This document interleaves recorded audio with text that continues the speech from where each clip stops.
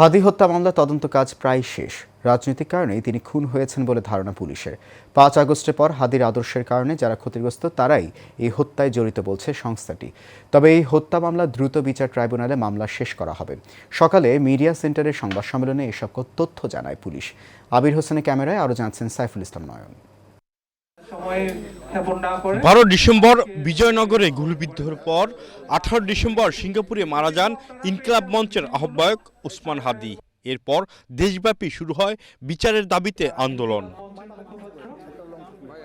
ভারতের বিরুদ্ধে কথা বলতেই হাদি হত্যা হয়েছে কিনা তাও খতিয়ে দেখছেন গোয়েন্দারা। অন্য কোনো রাষ্ট্রের বা কোনো পায়নি, তবে যেটা আছে তদন্তের জন্য আপনারা জানেন যে আমরা একটা তদন্ত আমরা যদি আগে করে দিই তাহলে ওই পক্ষটা মানে অন্য যে পক্ষরা জড়িত তারা এটার সুযোগ নিতে পারে।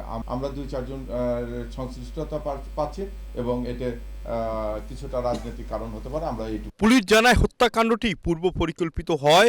আসামি শনাক্তের আগেই তারা সীমান্ত দিয়ে ভারতে পালিয়ে যায়।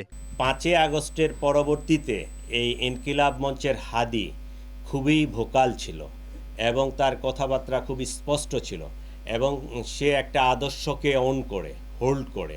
তাহলে এই আদর্শ বা এই ৫ আগস্টে যারা ক্ষতিগ্রস্ত আমরা ধারণা করতে পারি বা অনুমান করতে পারি যে হত্যাকাণ্ডের পিছনে তারাই জড়িত। তবে ভারতের সাথে বাংলাদেশের বন্দি বিনিময় চুক্তি আছে, তাই ফয়সালের অবস্থান শনাক্ত হলে ভারত সহযোগিতা করবে বলে আশা পুলিশের।